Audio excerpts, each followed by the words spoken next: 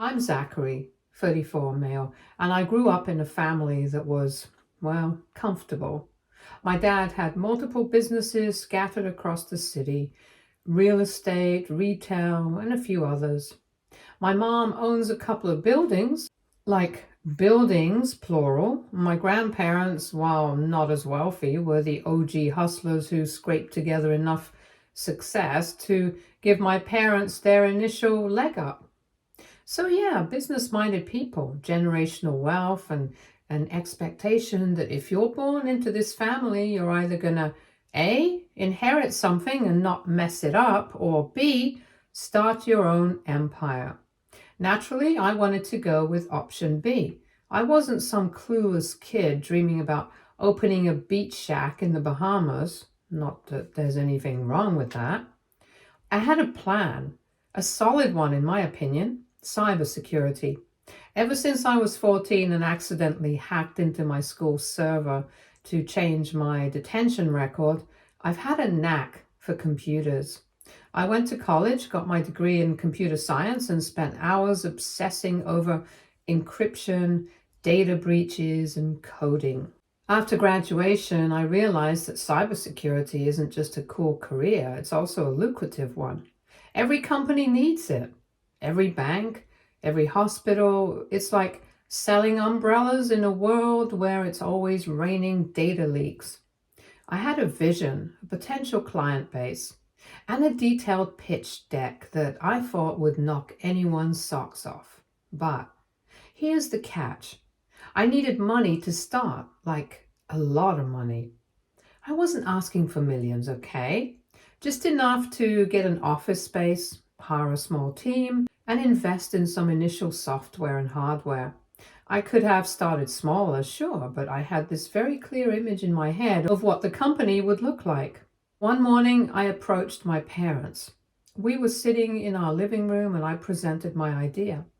I had graphs, I had market research, I had passion, okay? I asked them for a loan, not a gift, not free money, a loan that I would pay back with interest once the business took off. You know what they said? Zach, we love you, but we don't think you have what it takes to run a business. They didn't say it cruelly. My dad kind of sighed as he said it, like it physically pained him to shoot me down. My mom gave me one of those pitying looks that moms give when they think you're being adorably naive. My dad explained that being a good coder doesn't automatically make you a good businessman. Running a company requires, well, running it. Handling accounts, employees, investors, losses, all the boring, not fun parts. And according to them, I just didn't have that spark. To them, investing in me wasn't investing. It was setting money on fire. I won't lie, that stung. It stung like hell. At first, I was angry, like really angry. I didn't talk to them for a few days. I sulked in my room and dramatically stared out the window like I was in a sad indie film. But still, I didn't want to give up on my dream. So about a month after my parents turned down my funding request, my cousin Bernard was getting married. Big fancy wedding, 3 days of events, champagne fountains, the whole drama kind of deal. At one point, I was standing with my parents near the buffet table when Bernard walked up to us. He greeted my parents, shook my dad's hand, and then said, and I quote, "Uncle, Auntie, thank you again for believing in me and helping me with the funds for my hotel business. I couldn't have done it without you." Time stopped. I stood there staring at Bernard like he had just confessed to being a time traveler. My parents laughed awkwardly, said something polite, and quickly changed the topic. Meanwhile, I felt like someone had punched me in the gut. I had asked for funding. They said no. But Bernard got funding for a hotel. A freaking hotel. Look, I'll admit it, I'm not proud of what happened next. I excused myself, said something like, I need to check something over there, and bolted. I ended up in this quiet corner of the hotel garden and I cried. Like, not a dignified single tear down the cheek, nope. full-on ugly crying. I felt betrayed. Not because they funded Bernard, I mean, good for him, I guess, but because they wouldn't do the same for me. And the worst part? It felt personal, like they believed in Bernard. They trusted him, but me? Their own son? Apparently, I wasn't worth the gamble. At some point, my grandmother found me sitting there. Zachary, what are you doing here? Why aren't you inside enjoying the wedding? And here's the thing about grandmas. You can't lie to them. You just can't. So in between hiccuped sobs and sniffles, I told her everything. How I asked for money, how they said no, how Bernard got funded, how it felt like I wasn't good enough. She listened. She didn't interrupt me. She didn't tell me to stop crying or say something dismissive like, oh, don't be silly. She just let me get it all out. Then she said something I'll never forget.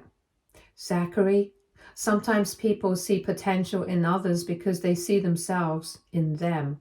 Your father might see a younger version of himself in Bernard, but that doesn't mean you aren't capable. You're just different. And different isn't bad. It's just different. She squeezed my hand and said, you're smart. You're hardworking. One day, you're going to build something incredible. It'll just be on your own terms. I know that it sounds a lot of cliche saying, but this is what I needed at that moment. The day after the wedding, I was still in this weird emotional haze, like half motivated because of what Grandma said, but also half devastated because, well, feelings. I was sitting on my couch when my phone rang. It was Grandpa.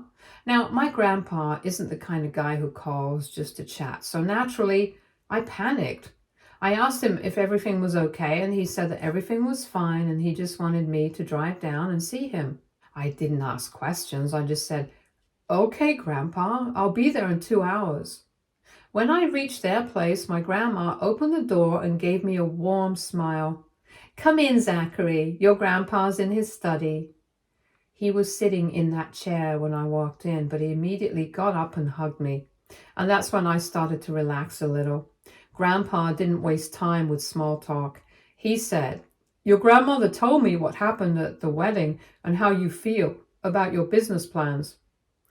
Oh, so that's what this was about. I nodded, trying to keep my face neutral. He continued, I want you to know something, Zachary. I started my first business with nothing but an old van and a loan from my uncle. It wasn't easy, and everyone thought I was going to fail, but I didn't. And do you know why? I shook my head. Because someone believed in me. Just one person can make all the difference. At this point, I was already on the verge of tears, and then he reached into his desk drawer, pulled out a checkbook, scribbled something down, and handed me a check. I froze. Now, I'm not going to tell you the exact amount, but let's just say it wasn't pocket change. It wasn't everything I needed to launch my cybersecurity business, but it was enough to get started, enough to make a real difference. I just stared at the check for what felt like 5 whole minutes. Finally, I managed to say, Grandpa, I don't know what to say. You don't have to say anything, Zachary, he said. This isn't just money. This is belief. I'm investing in you. And that's when I lost it. Yup, tears again. I was trying so hard not to ugly cry, but my grandpa just stood up, walked over and hugged me. Make us proud, Zach. On the drive back home, I kept glancing at the check on the passenger seat. It wasn't just money. It was proof that someone believed in me. After getting the initial funding from my grandpa, I knew I had to be smart about every single penny. I didn't splurge on fancy desks or sleek office chairs. Nope. We started small. I reached out to my 2 best friends, Adam and Lewis. We pulled whatever little savings we had and rented a tiny, cramped office in the sketchiest part of the city. But hey, it was ours. Those first 2 years, brutal. We worked 14 to 16-hour days, barely took weekends off, and survived on instant noodles and vending machine snacks. Lewis would be on back-to-back calls, Adam would be buried in code, and I'd be, well, wearing 10 different hats at once. Marketing, check. Client onboarding, check. Troubleshooting servers at 3 a.m.? You bet. Our first big client was this mid-sized finance company that had just gotten hacked. We managed to patch their systems, recover their data, and prevent future breaches. That project gave us enough money to move into a slightly better office. Slowly but surely, we started gaining traction, word of mouth spread, and we started landing bigger clients. About 4 years in, we hit our first huge milestone. We had enough revenue to consider expansion. We opened our second office in a nearby city, and a year later, we opened a third in another major city. By then, we weren't just some scrappy startup anymore. We were a real company. Around this time, we also started a cybersecurity consultancy firm. It felt like the natural next step. Companies were asking us not to just fix breaches, but also to prevent them proactively. And let me tell you, consulting money hits differently. About 5 years into the business, I was finally in a position to pay my grandparents back. I drove to their house, check in hand, and told them, "This is yours, with interest." But I didn't stop there. Nope. These two had given me everything when no one else would, so I bought them a new house. Nothing ridiculously flashy, but cozy, comfortable, and in a neighborhood they'd always loved. Watching them walk through their new home, pointing out little details they liked, was one of the most fulfilling moments of my life. While our cybersecurity business was thriving, Bernard's hotel wasn't. The pandemic absolutely crushed the hospitality industry, and Bernard's hotel never quite recovered. Apparently, my parents gave him even more money to help him out during those tough times. But despite their efforts, and honestly, I do feel bad for him, the hotel eventually shut down. Do I feel sorry for Bernard? Yeah, I do. Running a business is hard, and sometimes even the best efforts don't work out. But did I also feel a tiny spark of satisfaction? Yes. I mean, I'm only human. It wasn't about Bernard failing. It was about proving that I could succeed despite my parents' lack of faith in me. Family events hit differently these days. I'll admit, I do boast a little, not in an obnoxious, "look at me, I'm better than you" way, but more in a, "hey, remember when everyone thought I'd fail? Well, check this out." So last weekend, we were celebrating my grandparents' 50th wedding anniversary, and because they are literally the reason I have everything I have today, I wanted to make sure this day was perfect. I didn't hold back. I rented out a beautiful hotel ballroom, hired caterers, arranged a live band, and invited basically every friend, family member, and even some of the old neighbors they hadn't seen in years. Honestly, planning this event felt more emotional than some of the biggest business deals I've closed. I kept thinking about how these two incredible people took a chance on me when nobody else would. The party was stunning. Everyone was dressed up, and the food was amazing, and my grandparents were glowing with happiness. But then, my parents happened. At some point during the evening, I overheard my dad talking to one of his old friends. When his friend said that he must be proud of me, he responded by talking about family values and how their support and guidance set me on the right path. He also said how it's practically a family business now. Excuse me? What? I froze. I thought maybe I misheard, but no. As the night went on, I kept hearing snippets of conversations where my parents painted themselves as the backbone of my success. "We always knew he'd do something great. We supported him every step of the way. It's just what we do as a family, lift each other up." And the kicker? My dad actually said, "It's all thanks to the initial family support." At that moment, I wanted to scream, but I kept my cool. Look, I'm not saying I needed my parents to kneel in front of me and apologize with tears in their eyes or anything, but taking credit for something they actively refused to support after literally telling me to my face that I wasn't business material? Yeah, that didn't sit right with me. I tried to enjoy the rest of the night, but I was really angry, so I changed my speech. Now, originally, I had planned to keep it simple, a heartfelt tribute to Grandma and Grandpa. But after everything I'd heard that night, I knew I couldn't let this slide. I started off lighthearted. I cracked a couple of jokes, mentioned how their marriage was older than the internet, and talked about the love and respect they always have shown each other. But then I got serious, and here's the part of my speech. You know, Grandma and Grandpa didn't just build a life together, they built a legacy. A legacy of love, trust, and most importantly, belief in people.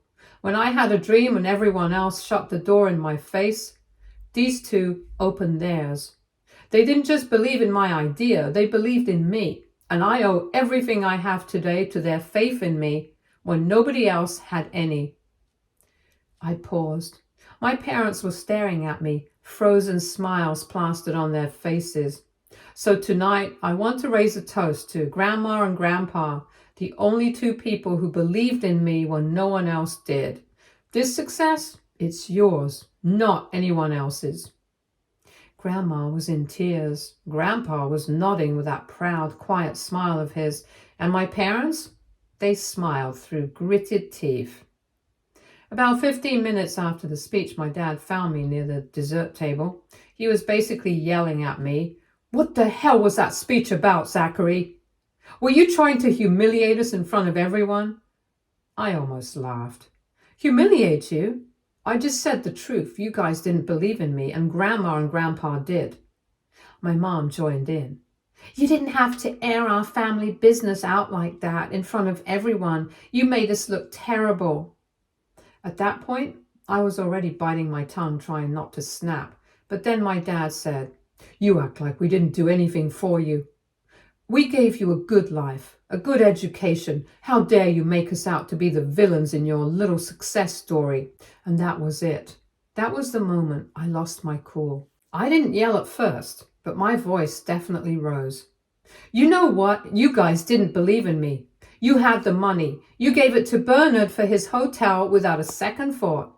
And when it failed, you gave him even more. But when I came to you with my idea, you said I wasn't the business type. Do you know how much that hurt me?" At this point, I realized that the room had gone dead silent. Guests were staring. My cousin Bernard, the failed hotel guy, was awkwardly sipping his drink in the corner like he wanted to disappear. My dad pointed at me and said, "You're being ungrateful." And I snapped back. "Ungrateful? For what? For your doubts? For your lack of faith? No, I'm not ungrateful. I'm just finally saying out loud what everyone already knows." I was done. My chest felt tight. My face was hot, and I realized I just created a scene at what was supposed to be a celebration for my grandparents. I looked around and saw my grandma staring at me with this soft, sad expression. Not disappointed, but just sad.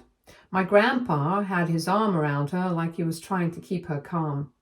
That's when the guilt hit me. I didn't say another word. I just turned around, walked out of the ballroom. I didn't even grab my coat. I got in my car, slammed the door, and just sat there for a few minutes, staring at the steering wheel, trying to calm down. I didn't sleep that night.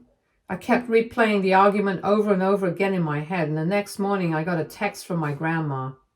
"Zachary, we love you very much. Please don't feel bad about last night. We understand." But that didn't really make me feel better. I've been thinking about it a lot, Reddit. Did I cross a line? Did I ruin a night that was supposed to be about my grandparents?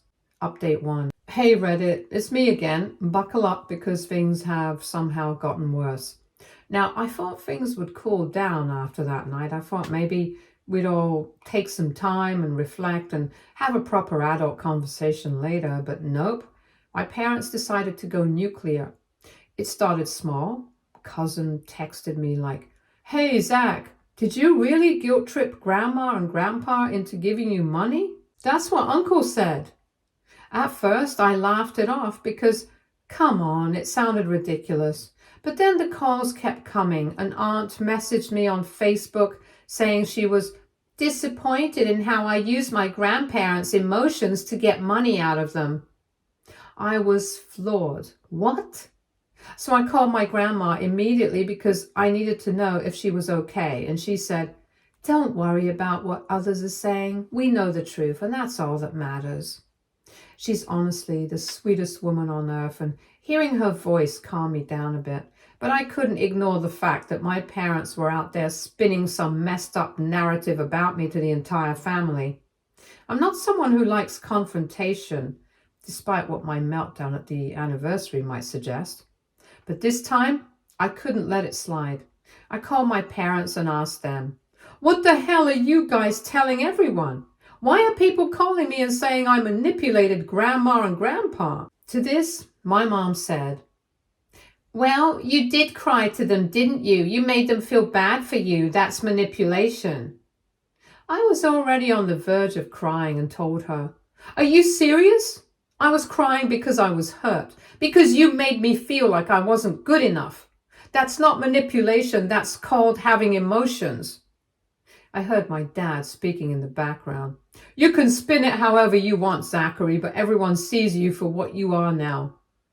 I told them, "Okay, fine. Tell everyone whatever you want. I'm done trying to explain myself to you." And I hung up. I thought hanging up would give me some sense of peace, but it didn't. Over the next week, the rumors just got worse. One relative said they heard I threatened to cut grandma and grandpa off if they didn't give me money. Another said I bragged about how I manipulated them and laughed about it later. I felt like I was losing my mind. Like, how do you even fight back against something like this? It's so absurd that it feels almost comical. Except it's not funny when people you care about start believing it. One day, my cousin Bernard, yep, that cousin, even called me. He said, "Hey man, I know things are messy right now, but do you think you could talk to Uncle and Auntie and just fix this?" I wanted to scream like, "Bro, you got funded twice and still failed, and I'm the problem here?" But instead, I just said, "There's nothing to fix, Bernard. They know the truth. They're just choosing to ignore it." That call with Bernard was the last straw. I realized something. My parents weren't going to stop. They weren't going to back down or admit they were wrong. And as much as it hurt me, I had to step back for my own sanity. I texted my parents, "I can't do this anymore. You've made your choice to spread these lies, and I can't keep trying to convince you otherwise.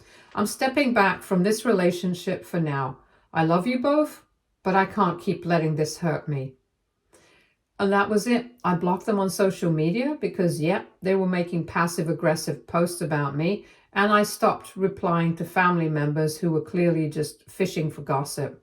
I'm in a weird place right now. If anything happens, I'll keep you guys updated. Update 2. Hey Reddit, it's been a while. I wish I was coming back with better news, but life's been heavy. So yeah, my grandfather passed away last month. It wasn't sudden or dramatic. He just went to sleep and didn't wake up. Peaceful in a way, but man, it still hit me like a truck. He was one of the only people in my family who truly believed in me when no one else did. Losing him felt like losing a lighthouse in the middle of a storm. The moment I got the news, I packed a bag and drove straight to my grandmother's house. She looked so small and fragile when I walked in, but she still managed to give me a weak smile and a hug. I don't think I've ever hugged someone so tightly in my life. Planning the funeral was a blur. There were guests to call, arrangements to make, and a million little details that had to be handled.